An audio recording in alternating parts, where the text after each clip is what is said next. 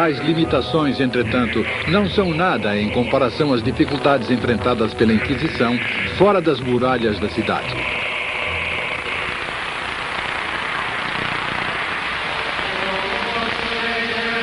Na Espanha do século XVI, 4 em cada 5 habitantes viviam na zona rural. A Inquisição era dividida em 20 tribunais. Cada um deles precisava cobrir milhares de quilômetros quadrados. Além disso, cada tribunal não possuía mais do que 2 ou 3 inquisidores e alguns poucos funcionários administrativos. Pesquisas contemporâneas revelam que os inquisidores detestavam e frequentemente evitavam as incursões para a Espanha rural. No inverno, as estradas ficavam intransitáveis. Então, as visitas tinham que ser feitas no escaldante calor do verão.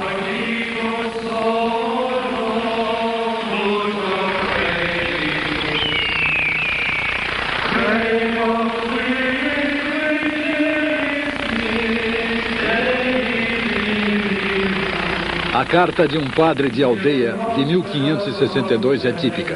Esta vila, escreveu ele, não conhece a Santa Inquisição. Era muito difícil controlar as áreas rurais. Absolutamente impossível. E, de fato, ao tentarem, encontraram enormes dificuldades. Podemos dizer que durante os séculos XVI e XVII, muitos camponeses castilhanos nunca viram um inquisidor e também nunca presenciaram um auto de fé. Os inquisidores que insistiam nas visitas às vilas distantes encontravam um nível de ignorância que zombava de seus estudos teológicos elaborados. A vida rural era precária, geralmente vivida sob a ameaça da fome. As crenças dos camponeses eram igualmente primitivas. Sua única certeza religiosa era que a morte os esperava, e depois da morte a condenação, e que sua punição seria implacável e eterna.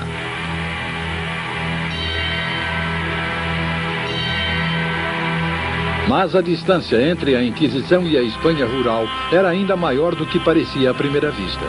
O aviso do pároco de uma vila demonstra o problema real da Inquisição. Sejamos muito cuidadosos amanhã quando o inquisidor aqui chegar. Pelo amor de Deus, não contem histórias uns sobre os outros, nem toquem em assuntos referentes ao Santo Ofício. As investigações depararam-se com uma muralha de silêncio.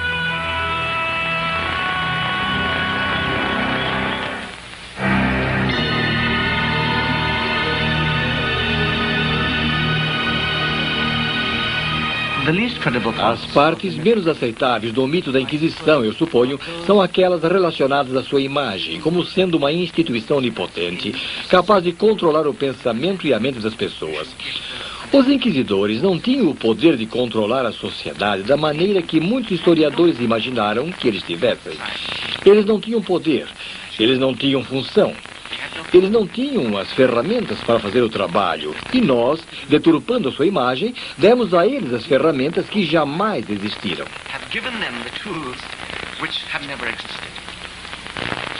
Sem poder no campo, ofuscada na cidade, a verdadeira Inquisição dificilmente é identificável com seu mito. Mas é a visão de Verdi que persiste de uma Inquisição que pode comandar um rei e forçar um povo subjugado a ajoelhar-se perante si.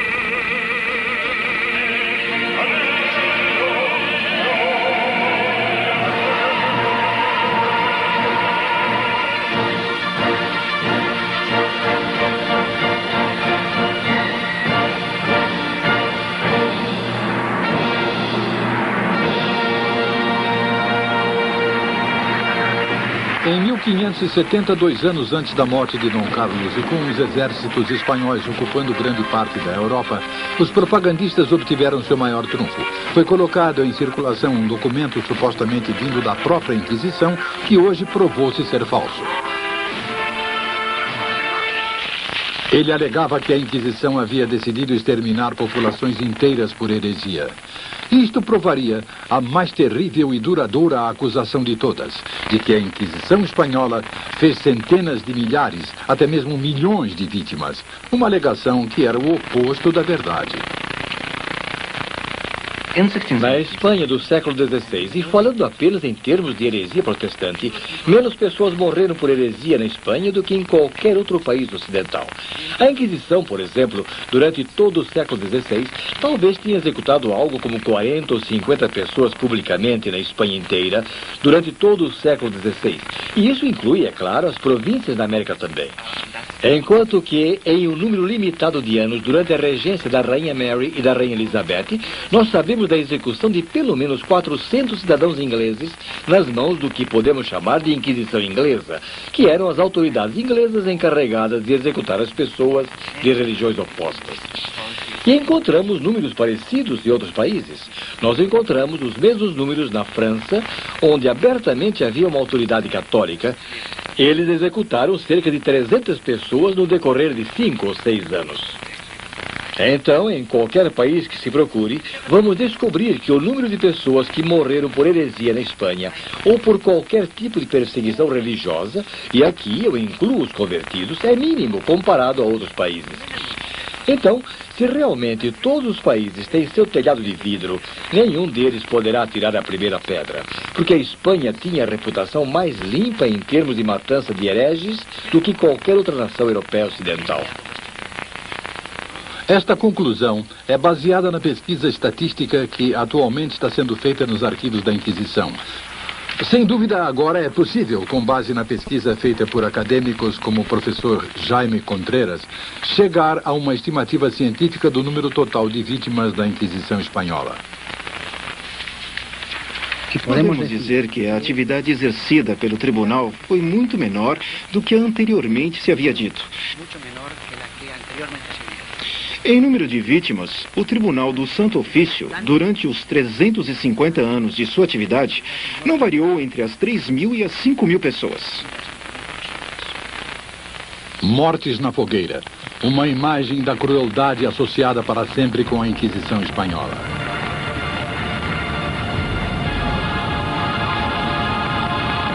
Mas a fogueira era usada para matar hereges na Inglaterra, França, Alemanha e Escandinávia também.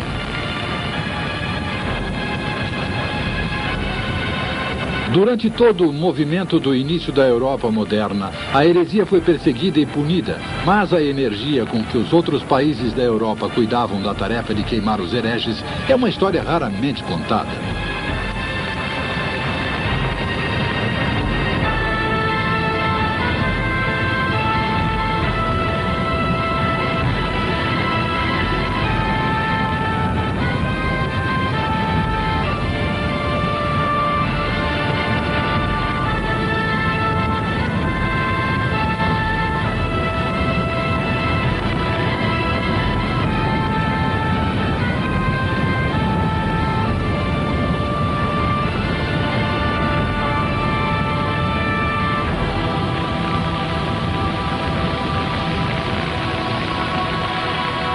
Um mito só pode ser destruído com fatos, e o fato é que entre 3 e 5.000 pessoas pereceram nas mãos da Inquisição.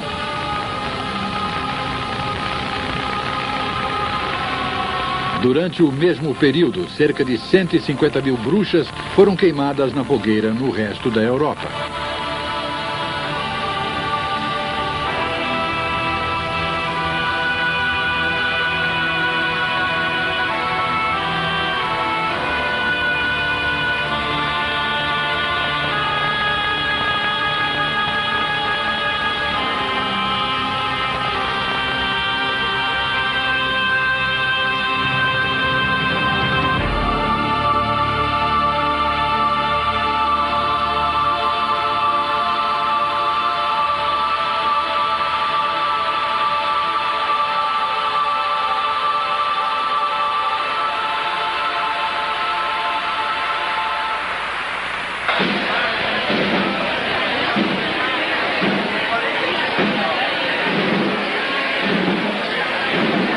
A ascensão espetacular do Império Espanhol seria seguida por uma queda irregular, mas inexorável. No século XVII, o fluxo de ouro e prata vindo das Américas, que havia fundado o Império, diminuiu consideravelmente. O Estado caía repetidamente na bancarrota e os territórios espanhóis na Europa foram conquistados um a um. Seus exércitos não mais marchavam insuperáveis por toda a Europa.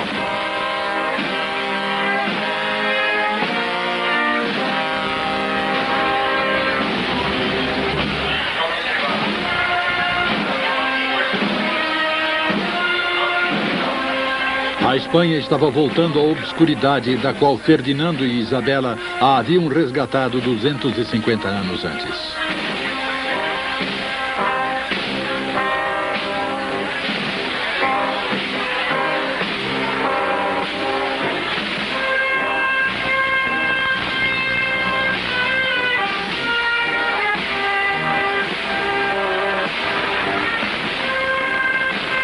Desprezada mais uma vez, a Espanha foi novamente relegada ao segundo plano nos assuntos europeus. E no século XVIII, a Inquisição também estava enfraquecida, dedicando-se a heresias menores como embriaguez e imprecações na igreja. Sua carreira estava terminada, mas seu mito era indestrutível.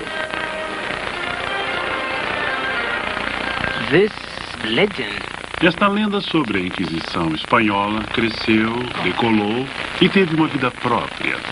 E ao longo dos séculos ela tornou-se mais e mais distante da realidade. No século XVIII, por exemplo, quando Voltaire estava bradando contra os crimes da Inquisição, a Inquisição não estava matando ninguém. Não havia execuções nem nada parecido no século XVIII. E no século XIX, quando a Inquisição desapareceu, eles já não estavam executando ninguém há muito tempo. A Inquisição era eventualmente mencionada nas vielas de Madrid. Ainda assim, seus supostos horrores estavam sendo mais vividamente representados do que nunca. O pintor espanhol Goya retratou seus abusos para satirizar o governo espanhol corrupto de sua época. A agora extinta Inquisição poderia ser utilizada por Dostoiévski para criticar os governos despóticos dos czares na distante Rússia. Como mito, a Inquisição estava se tornando um sinônimo não só para o fanatismo religioso, mas para a repressão, a injustiça e o terror que os estados poderosos que a nova e moderna Europa infligia a seus cidadãos em toda parte. E por isso, a encarnação do mito da Inquisição no século XX teria uma utilização especial. A Inquisição americana, justiças e injustiças da Guerra Fria. Você é ou já foi membro do Partido Comunista? Você é ou já foi membro do Partido Comunista?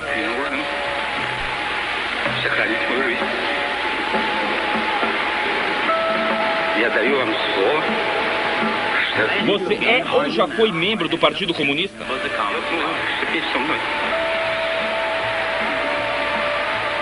Você se recusa a responder se é ou já foi membro do Partido Comunista? Você pode responder a pergunta, sim ou não? Camaradas, atenção! Nosso líder! Você é ou já foi membro do Partido Comunista? Não. Faça a próxima pergunta, faça a próxima pergunta. Não. Eu estaria, por acaso, falando com um membro dignitário da Inquisição Espanhola? Ótimo, porque se estiver, eu quero deixar bem claro que estou preparado para contar a você qualquer coisa.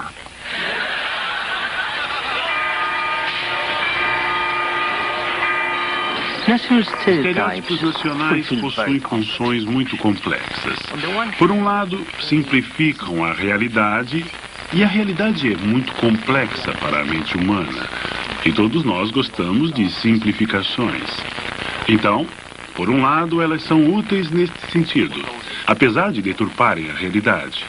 Por outro lado, elas permitem projetar nossas características desagradáveis em outros, em uma entidade externa. Como no século XVI, os britânicos podiam acreditar que toda a intolerância era espanhola, que era estrangeira, ou que nós podemos acreditar, no século XX, que todo o fascismo das tendências nazistas era alemão. Quando devíamos saber que todos nós temos tendências nazistas e deveríamos lutar contra as nossas próprias características desagradáveis em vez de projetá-las nos outros. Mas é muito mais gratificante projetá-las. gratifying.